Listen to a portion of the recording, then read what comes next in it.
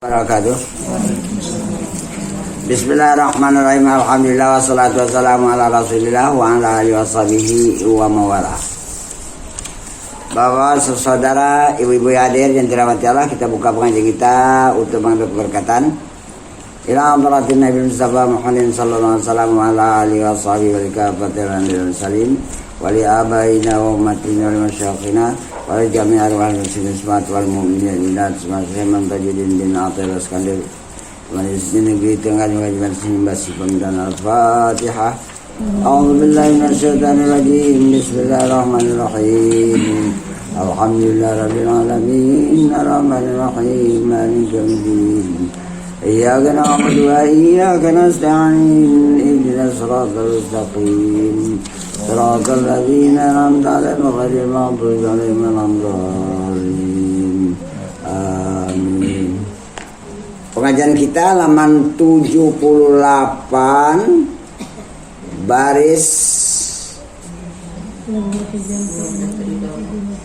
ke-12 dari bawah.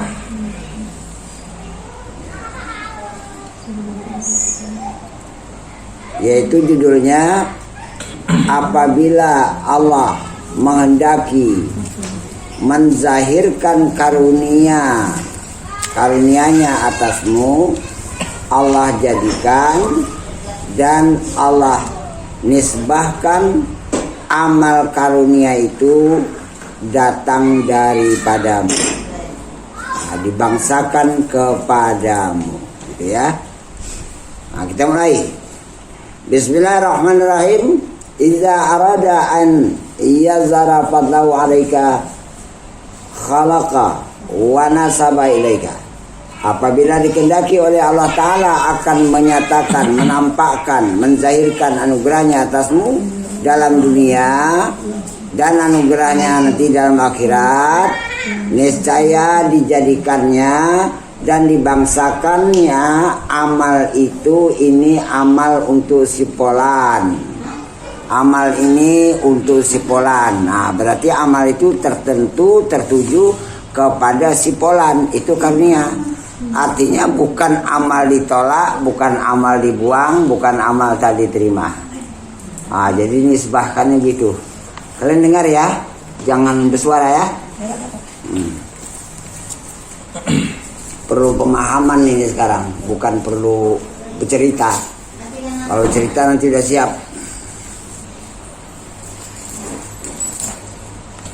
Artinya dijadikannya taat dan dibangsakannya taat itu, ini si fulan taat. Nah, jadi taat itu dibangsakan kepada si fulan, dinisbahkan kepada si fulan. Berarti si fulan mendapat anugerah taat. Dan demikian juga anugerahnya yang besar atasmu. Maka sekaliannya itu adalah dengan semata-mata kudratnya, ya, kekuasaan Allah menganugerahkan ini. Dan taat itu adalah sebagian daripada karunia Tuhan, atau artinya dijadikannya bagimu ada kemampuan, ada kesanggupan atas untuk beramal amal taat itu. Kemudian di amal taat yang kau lakukan itu ditunjukinya engkau kepadanya, kepada Allah. Di dalam taat itu terbuka hati memandang Allah yang menganugerahkan taat itu, dan ditolongi engkau atasnya, atas melakukan taat. Kalau ini orang terbuka hijab, dia memandang taat itu datang dari Allah, ditujukan kepada hamba. Kalau orang awam, amal itu dari hamba ditujukan kepada Allah. Kebalik dia jadi. Siapa memandang amal itu dari hamba ditujukan kepada Allah, itu ditolak. Karena dia menisbahkan amal itu dari dirinya sendiri. Kalau yang ini dari Allah, dianugerahkan kepada hamba. Beda dia. Maka hak engkau itu bahwa jangan engkau membangsakan, menisbahkan bagi dirimu akan sesuatu daripada segala amal itu. Itu hak kita. Jangan dikatakan ini amalku, ini sholatku, ini puasaku, ini zakatku, ini infakku. Walaupun secara zahir badanku melakukan, tapi batin memandang itu berawal berpangkal dari karunia Tuhan kepada badan. Adapun ucapan aku salat maghrib, aku salat asar, itu adalah untuk terjahir tanggung jawab syariat yang berlaku pada badan. Tapi badan yang bertuhan memandang salat itu kepunyaan Allah, badan itu kepunyaan Allah. Melakukan taat pada badan itu adalah semata-mata karunia Allah. Sebab badan la haula wala quwata. Sebab badan tidak sanggup dia melakukan salat dan tak sanggup untuk melakukan mencari kemenangan. Nah, itu dia, baru namanya bertuhan. Kalau macam ini dikaji, berapa banyak amalan orang ditolak. Selama dia menisbahkan dirinya itu datang dari dia, amalnya itu ditolak.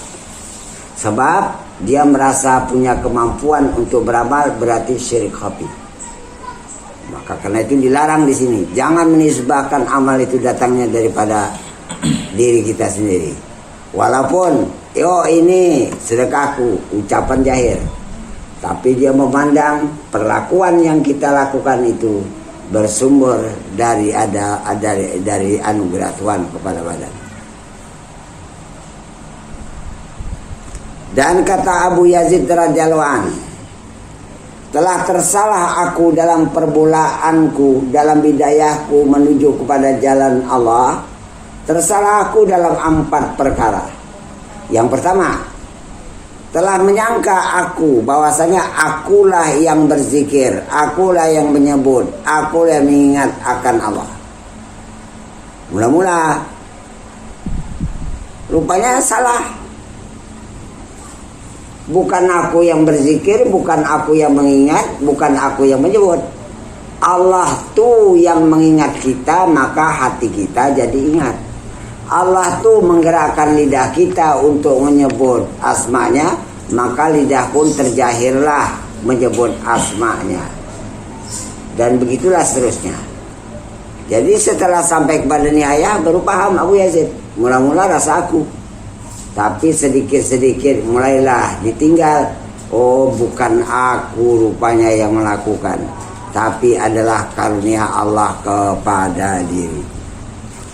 Inilah kebanyakan orang awam yang gak mengerti sampai mati ya kayak gitu aja lah. Dan yang kedua, aku sangka aku yang mengenal akan dia. Aku sangka. Rupanya Allah memperkenalkan dirinya kepadaku dengan membuka hijab, dengan memberi paham di hati.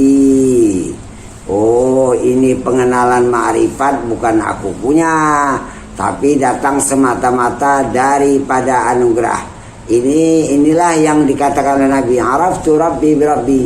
Aku mengenal Tuhanku adalah dengan anugerah Tuhanku, bukan dengan ilmuku, bukan dengan ma'rifatku. Bukan dengan apa? Bukan dengan ma'rifat juga ya. Aku gak punya ma'rifat. Ma'rifat itu Allah punya. Mana tahu dia menganggap dirinya berma'rifat. Tidak ada. Badan kita itu hanya kosong, saripati tanah, sebagai wadah saja. Di dalam badan itu bisa menerima iman, bisa menerima Islam.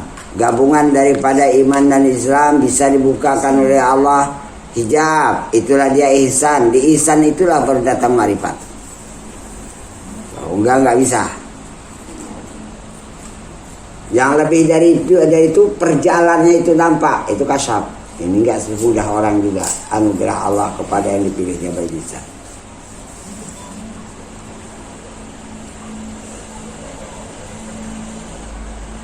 Itu yang kedua.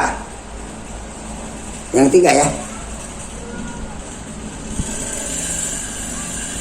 Ya, yang kedua. Yang ketiga, aku menyangka aku yang mengasihi Allah, aku yang mencintai Allah. Rupanya salah. Setelah terbuka hijab, Allah itulah yang mengasihiku, Allah itulah yang menyayangiku, Allah itulah yang mencintaiku. Sehingga dibukakan aku hijab, sehingga karena aku menerima sayang-sayang Allah ini, maka sifat-sifat Allah itu dibukakan kepadaku, sehingga aku mengenal akan Allah ini karena semata-mata anugerahnya. Di dalam hadis qudsi disebutkan, faiza ahbabtuhu kuntu sami'ahu allazi yasma'u bihi. Apabila aku telah mengasihi Allah, apabila Allah mengasihiku, gitu ya, niscaya Allah bukakan, Allah nampakkan, Allah jadikanlah pendengar yang aku gunakan itu ditariknya, digantikan dengan pendengarnya. Oh, Allah mendengar.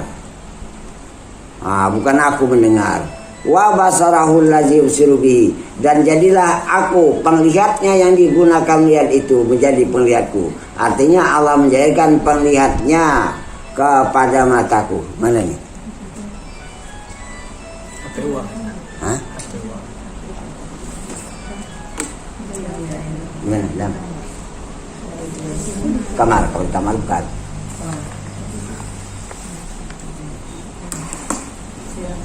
Ya, teruskan ya. Sampai tangan yang bekerja, kaki yang berjalan, hati yang bercita-cita, semua itu datangnya dari Allah.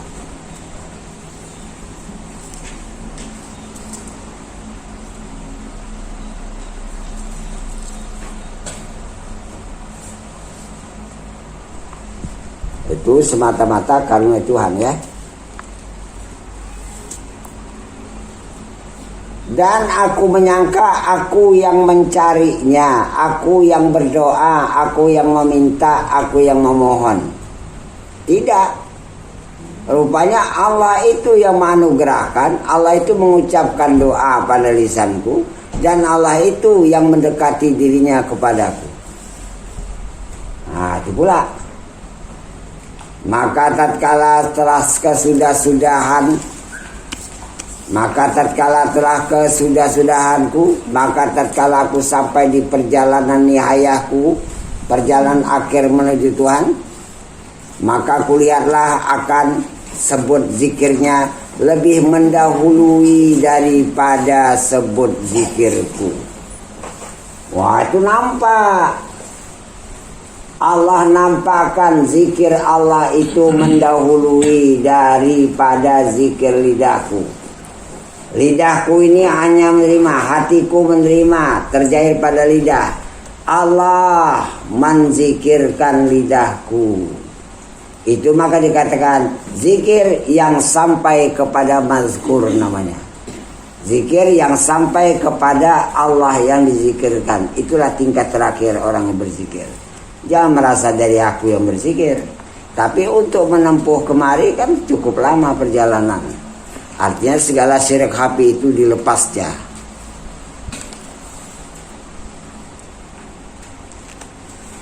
Itu mendahului.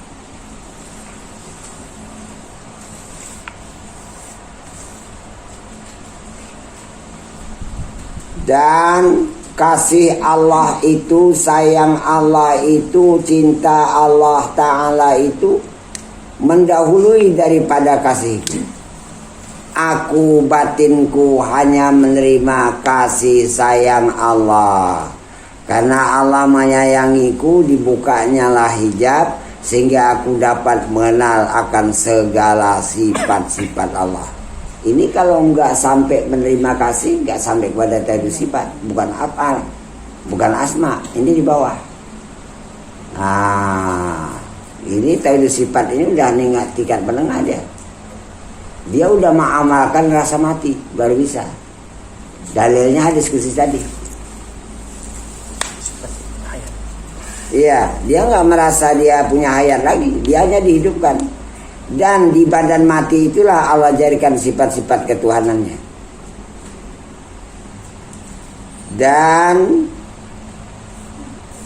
pada nihayahnya, pada akhir perjalanan, Kulihatlah Allah itu yang memperkenalkannya lebih dahulu daripada pengenalanku. Bukan aku yang mengenal Allah, tapi Allah itu yang memperkenalkan dirinya kepadaku. Maka itulah dikatakan Nabi, Arabtu Rabbi bi Rabbi. Aku mengenal Tuhanku ada semata-mata dengan anugerah karunia Tuhanku, bukan ma'rifatku, bukan pengenalanku.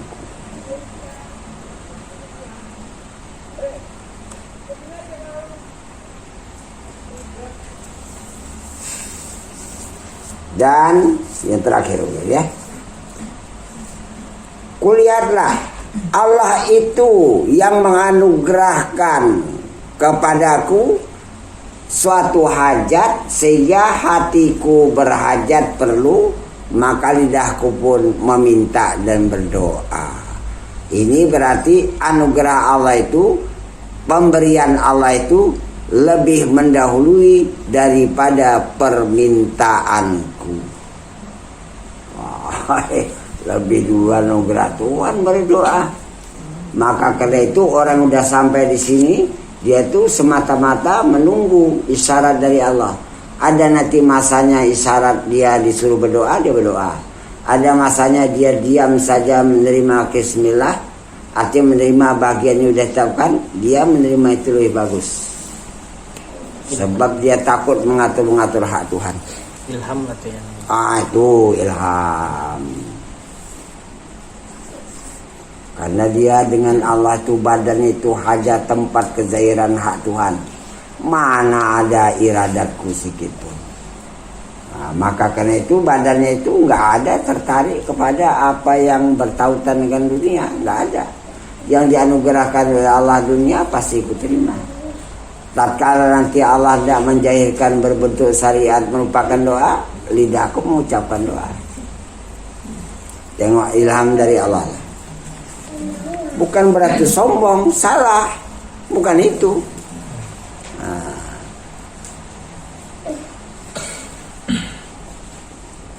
Karena nggak berdoa tadi Pak ya.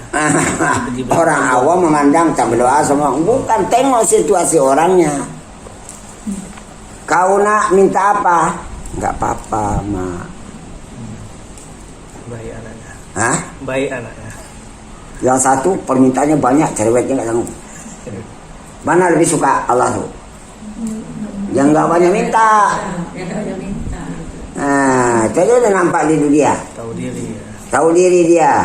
Kalau diterima, kalau diberikan, alhamdulillah. Banyak kan? Sama bandingan di dunia udah ada contoh itu. La nihayata. Ya. Lizamika. In arja'aka ilaika. Wala tabrahu madaihuka in azhara judahu alaika. Tiada akan berkesudahan, tidak akan ada berakhir bagi segala kecelaanmu. Artinya engkau itu senantiasa tercela. Menurut pandangan Allah, jika Allah mengembalikan engkau kepada dirimu, mana amalku, zikirku, ibadatku itu tercela. Kenapa Allah balikkan? Sebab yang kita lakukan itu cacat. Kau rasa kau yang berkodrat ya melakukan ini. Nah, tapi kalau kau pasrahkan sama aku yang melakukan badanmu beribadat, kau senantiasa terpuji. Sebab kau nggak ada menisbahkan dirimu punya amal sedikit pun. Padahal ini syarat zahir dah ada dalam syariat. Inna sholati, sesungguhnya sholatku, wa nusuki, dan nusukku, ibadatku, hajiku, kurbanku, amalan-amalan sunatku, wa mahyaya dan hidupku, wa mamati dan matiku. Tengok, lillahi. Lillahi adalah milik Allah, kepunyaan Allah, bagi Allah. Rabbil alamin, yang mengataskan alam. Lam bukan lam talil. Kalau lam talil itu fi'il. Bukan lam untuk ya. Bukan lam untuk. Tapi lam milik. Lam milik itu kepunyaan. Tak ada awak punya amal, tak ada punya ibadat, nggak ada. Itu anugerah Tuhan kepada kita. Kenapa waktu, ya mungkin karena nggak sampai. Karena waktu dia melakukan taat kok dia amalku, mengambil yang hak Tuhan itulah, maka Allah menilai kita itu masih tercela. Kau ambil hakku ya. Padahal yang membuat kau beramal itu semata-mata anugerahku. Tapi kau yang merasa taat.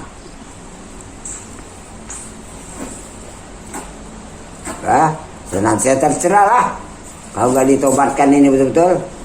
Dan tiada akan selesai segala kepujianmu jika Allah menyatakan sifat wujudnya atasmu. Ini hai Polan, ini aku punya ya. Ini karuniaku. Ini perbuatanku. Seluruh wujud alam adalah wujudku. Aku buat hambaku beramal. Nah, ini nggak habis pujian ini. Dan yaitu adalah hakikat barang yang dikurniakannya akan dikau daripada nur iman. Yang selama ini kita imankan, yang selama ini kita yakinkan, yang selama ini kita percayai, diberikan nur terang seterang-terangnya. Lah, Allah rupanya mengamalkan diriku, bukan aku. Malu lawak kalau kita menganggap kita yang beramal. Udah nampak hakikat. Sampai kepada yang kita yakinkan itu sampai dia. Dan reda dengan wasita barang yang terdahulu bagimu dengan dia daripada inayah. Dan Allah telah meredakan kepadamu, yaitu dengan memberikan sebelum kau sampai kepada iman ini, aku buat jalan-jalannya. Itulah inayah. Aku buat perhatianku supaya kau dapat memandang aku. Itulah inayah. Kemudian tatkala badanmu melakukan amal, kuanugerahkan kau taufik. Artinya bersesuaian kehendakmu untuk taat. Kemudian datang pertolonganku. Maka apabila zahirlah nur ini dalam zatmu, dalam dirimu, maka mengerjakanlah segala anggotamu dengan segala bagian taat yang membawa secara pasti bagi makam reda. Kenapa begitu? Karena bukan badanku yang beramalkan ini. Dasar iman yang datang nampak dari Allah itulah, maka terjahir syariat di badanku, maka terjahir syariat perlakuan-perlakuan taat karena menerima anugerah taufik. Dan disitulah aku dapat memandang Tuhanku. Itulah dia ihsan. Anggota tubuh merasakan mendapatkan nurnya. Nggak ada satu zarah pun aku merasa berbuat. Nggak ada rasa satu zarah pun lidahku terangkat untuk berzikir, untuk membaca ayat dan sebagainya. Nggak ada. Cuma badanku hanya semata-mata benda mati. Amal itu datang dari Allah. Itu maka ada istilah minallah. Ini amal datang dari Allah. Billah, terlaksana dia dengan pertolongan Allah. Lillah. Nah, kembali lagi, amalku milik Allah, syariat yang kulakukan milik Allah, badanku dan amal syariat ini adalah kepunyaan Allah. Enggak panas itu apa? Panas kembali kan?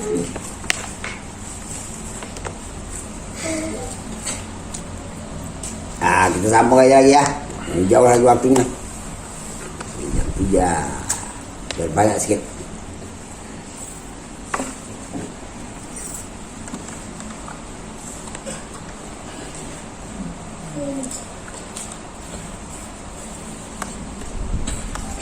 Maka apabila zahirlah nur ini dalam zatmu, dalam dirimu, maka mengerjakanlah segala anggota tubuhmu itu dengan segala bagian taat yang membawa secara pasti dan taat itu bagi makamul ridha. Karena dia memandang yang memperlakukan badan itu adalah datang dari Allah, bukan datang dari diriku. Maka zahirlah dengan dia syuhud. Baru dibukakan oleh Allah hijab. Hakikat yang berbuat bukan kau ya, hai badan polan. Hakikat yang mengucapkan bacaan bukan lidahmu ya, hai polan. Hakikat yang melihat bukan matamu, hai polan, dan seterusnya. Jadi ini menerima syuhud. Bukan hamba itu bersyuhud, tidak. Tapi menerima persaksian. Seakan-akan menguatkan. Alastu birabbikum. Waktu dulu ruh itu dinampakkan semua sifat ketuhanan. Hai polan, ya. Bukankah aku ini Tuhanmu? Iya, syahidnya. Itulah sini syuhud. Kami saksikan. Baik. Jangan nanti kau bilang ini nanti dia di hari kiamat kau lupa ya. Taruh roh ini di badan yang penuh dengan nafsu. Di situ akan kami uji siapa sebenarnya yang lulus atau siapa yang tidak. Rupanya dunia ini tempat penentuan masa hari akhirat. Kalau lulus alhamdulillah, nggak lulus kalah dia. Tapi semua semata-mata itu juga anugerah Tuhan. Tidak semua orang dapat pula. Nggak bisa dipaksa. Nggak bisa dipaksa. Memang pilihan Tuhan.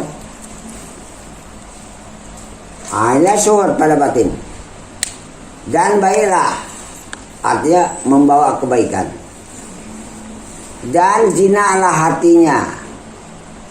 Perbuatan badannya jinak mendekati kepada Allah secara zahir, maka telah selesai segala kepujianmu tatkala zahirlah fadal karunia Tuhan ini atasmu. Karena bahwasanya amal hamba yang sedikit serta mengaku dia punya kelemahan itu dikurniai oleh Allah atasnya pahala yang amal besar daripada segala nikmatnya dan anugerahnya. Karena bahwasanya Allah yang bersifat karim yang sangat pemurah itu tiada masalah, tak mengapa dengan beberapa banyak karunia-Nya, dan tiada bagi yang dikurniakannya sama Allah enggak masalah. Orang Allah itu pemurah. Karena Allah hendak menganugerahkan dua sifat, Rahman dan Rahim.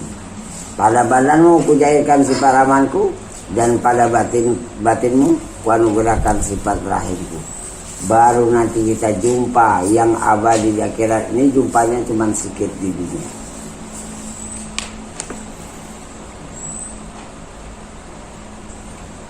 Dan apabila dianugerahi, dikurniai oleh Allah Ta'ala, niscaya bertambah-tambah atasnya kesudah-sudahan raja. Senantiasa hatinya terus berharap kepada Tuhan, berharap pada Allah Ta'ala juga, yang terlebih mulia daripada tiap-tiap mulia. Gak ada pandanganku, gak ada harapanku kepada yang lain. Harapanku cuma Allah. Wa anta siqati. Dan engkau saja ya Tuhanku, kepercayaanku. Gak ada aku percaya kepada yang lain.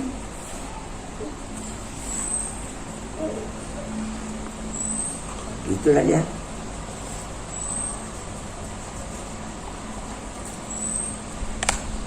Dan kata setengah mereka itu, kata sebagian mereka itu kepada sahabatnya, dengan apa diangkatkan hamba itu di atas manzilat kedudukannya di dekat Tuhan ya?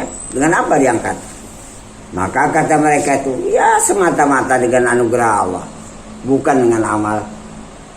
Dan katanya, hanya saja aku bertanya akan kamu pada sebab yang khusus. Dan Kata mereka itu kepada syekh gurunya, dijadikannya bagi hamba itu ada himmah, ada kemauan cita-cita yang kuat, yang tinggi daripada himmahnya. Maka diangkatkanlah oleh Allah akan dia dengan himmahnya itu kepada martabat yang lebih tinggi daripada martabatnya. Karena hatimu ingin sampai kepadaku, ya aku angkat. Tapi kalau kau nggak mau perhatian sama aku, ya aku biarkan aja gitu. Kalau kau mau kepada kepinginan terendah dunia, ya aku rendahkan kedudukanmu. Orang hukum adil ya. Kau mau apa sekarang ini? Mau dengan aku, ku angkatkan. Mau dunia, ku taruh kau di bawah. Derajat, ku taruh kau di bawah. Mau supaya terkenal, ku taruh kau di bawah. Berarti dikasih pilihan, Mas. Itulah dia himmah tadi. Maka karena itu sucikan himmah. Jangan ada gharat, jangan ada niat yang lainnya dituju, melainkan cuman Allah Subhanahu wa taala saja. Yang lain itu mengiringi, yakin. Tak usah cari pahala, tak usah cari derajat.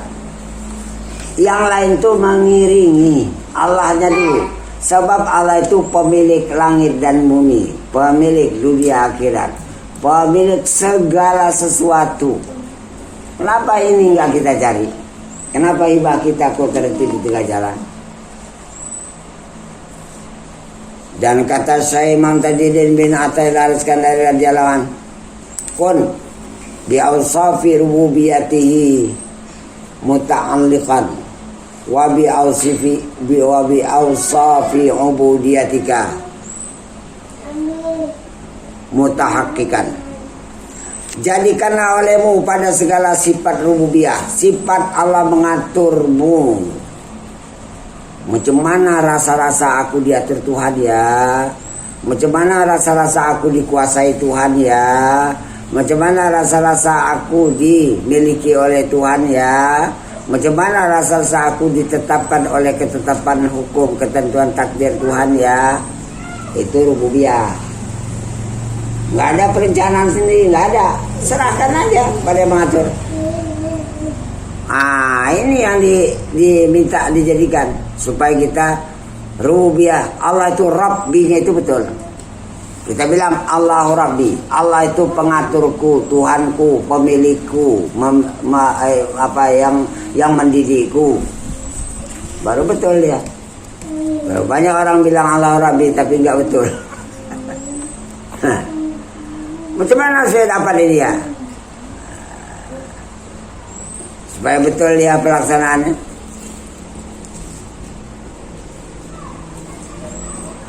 Yaitu kau pegang betul-betul sifat ubudiyahmu. Mana ubudiyah? Allah Ta'ala itu kaya, kau fakir. Gantungkan hajatmu kepada Allah yang kaya. Allah mulia, Allah yang mempunyai sesuatu. Allah itu mulia, kau miskin, kau hina, kau rendah. Gantungkan hajatmu kepada Tuhan. Allah Ta'ala itu kuasa dan punya kekuatan. Gantungkan kepada kekuatan dan kekuasaan Allah. Jangan bergantung rasa dengan kekuatan sendiri. Adalah kau menilik kepadanya dalam hal keadaan berpegang atasnya. Tiada berpegang atas selainnya daripadanya. Nah, kata-kata berpegang pada Allah inilah sebenarnya hablillah. Orang awam mengatakan hablillah itu cuma agama. Itu peraturan. Kalau hablillah tidak agama, isi agama itu yang sebenarnya. Hakikat baru kuat dia. Kalau agama bisa saja nggak sembahyang. Ada agama bisa saja nyolong. Tapi kalau udah Allahnya sikit aja salah, Allah tegur. Kuat dia jadinya. Bukan tali juga ya. Itu istilah. Memang inilah tergantung pada orangnya tentang ilmunya. Cuma dia mengartikan bihablillah. Tali. Tali Allah itu gimana maksudnya? hubungan langsung jiwa dengan Tuhan, supaya jiwa ini diatur oleh Tuhan, supaya roh ini dimin amri Rabbi, Tuhan diurus Tuhan. Dia merasa aku yang mengatur. Itulah hubungan. Kalau nggak putus di tengah jalan nanti. Tapi bagaimana pula orang nggak sampai dia di situ? Itu yang katakan berpegang. Berpegang tuh ini jangan lepas lagi ya, hubunganmu kepada Tuhan tuh jangan lepas lagi, namanya berpegang. Jangan lagi ada hubungan kepada yang lain daripada Allah, berarti kita putuskan sesuatu yang lain daripada Allah. Dan berpegang kepada sifat ubudiyahmu. Ingat ya, kau cuma hamba. Kau lemah, kau hina, kau tidak ada budaya, tidak ada daya upaya, dan kau dhaif. Kau berhak untuk mengharapkan kepada pertolongan hak-hak Allah yang menganugerahkan kepada dirimu yang gak punya apa-apa itu. Pakai mutahakik betul-betul. Tahkikkan betul-betul pakaian kehambaanmu, supaya betul-betul kau tuh menjadi hamba Tuhan, dan hak ketuhanan itu zahir pada batinmu dan pada zahir pada badanmu. Maka tahkikkan pada segala sifat itu, sifat kehambaan itu, maka nanti Allah akan memakaikan dengan pakaian daripada sifatnya. Kau merasa nggak berdaya? Iya, aku pakaikan ini kudratku ya. Kau nggak melihat? Iya, aku taruhkan sifat basarku pada matamu. Kau nggak ngerti apa-apa? Iya, aku taruhkan ilmuku pada paham hatimu. Nah, itu Allah ganti. Itu bagian ketiga tadi. Apabila aku telah menyayangi hambaku, niscaya aku jadikan pendengarnya itu pendengarku, lihat yang pada matanya itu penglihatku, dan seterusnya. Maka adalah engkau itu kaya di dalam fakirmu. Kau tetap berhajat, tapi kau kaya dengan Tuhan. Dan engkau itu fakir di dalam sifat kehambaanmu, tapi kau kaya dengan kaya Tuhan. Dan engkau itu mulia dalam hinamu. Engkau itu mulia dengan Allah, padahal kau memakai dirimu senantiasa hina. Tapi di dalam hinamu itulah Allah muliakan. Dan engkau itu hina di dalam muliamu. Engkau itu memakai terus rasa kehinaan hamba, tapi di dalam engkau memakai rasa kehinaan hamba, disitulah Allah muliakan engkau. Dan engkau itu mendapat kekuatan dalam daimu. Kau terus merasa lemah, tidak ada berdaya, daib, lemah, tapi di situ ada kekuatan Allah menolongi segala urusan. Dan engkau itu kuasa, ada kemampuan dalam lemahmu dan lemah dalam kuasamu. Kau itu melakukan terus merasa lemah, tidak ada daya, tapi di dalam kau merasakan tidak ada daya upaya, tapi kau pandang kesanggupan yang ada pada badanmu itu adalah kuasa Allah. Maka tatkala bertambah-tambah engkau tahqiq pada segala sifatmu, maka tatkala engkau bertambah-tambah dapat memakai dengan sebenar-benarnya pemakaian kehambaanmu, niscaya bertambah-tambah ta'aluk, niscaya bertambah-tambah bertaut pada segala sifatmu kepada sifat Tuhan, hingga menjadilah tetap bagimu segala sifat rububiyah. Oh, Allah terus senantiasa per detik mengatur diriku dalam ain subutul ubudiyah, di dalam pandangan mata hati. Aku tetap memakai kehambaan, tapi Allah terus tetap sama aku ada. Di mana kuncinya? Saya bilang mutu qabla antamutu, lazimkan dulu. Matikan diri kamu sebelum kau mati. Kalau belum bisa kemari, ya larang. Kau merasa hidup, kau merasa melihat, kau merasa tahu, kau merasa nggak bisa. Nggak ada. Apalagi sampai kepada dia tidak merasa berwujud.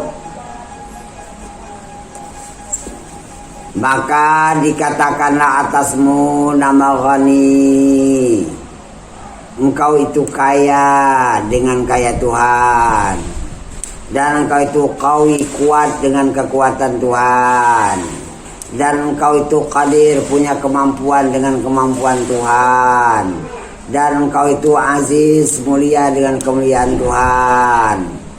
Hingga lain daripada demikian itu, daripada yang sah sebutannya atas hamba tatkala sudah talabus pada maknanya, tatkala sudah terpakai pada maknanya ini. Bukan aku lagi, tapi Allah punya ini semua. Aku punya udah lebur, panah, udah habis, sirna, lenyap. Tiada bahwasanya demikian itu pada hakikatnya. Ya bagi hamba, cuman milik Allah saja. Maka apabila telah berpakai engkau dengan segala pakaian sifatnya, artinya Allah itu memakaikan sifatnya kepada dirimu, maka lazimlah, maka wajiblah engkau memeliharakan daripada mendakwa. Jangan waktu hadir sifat ini kau anggap itu kau punya ya, dan kau dakwah itu sifatmu.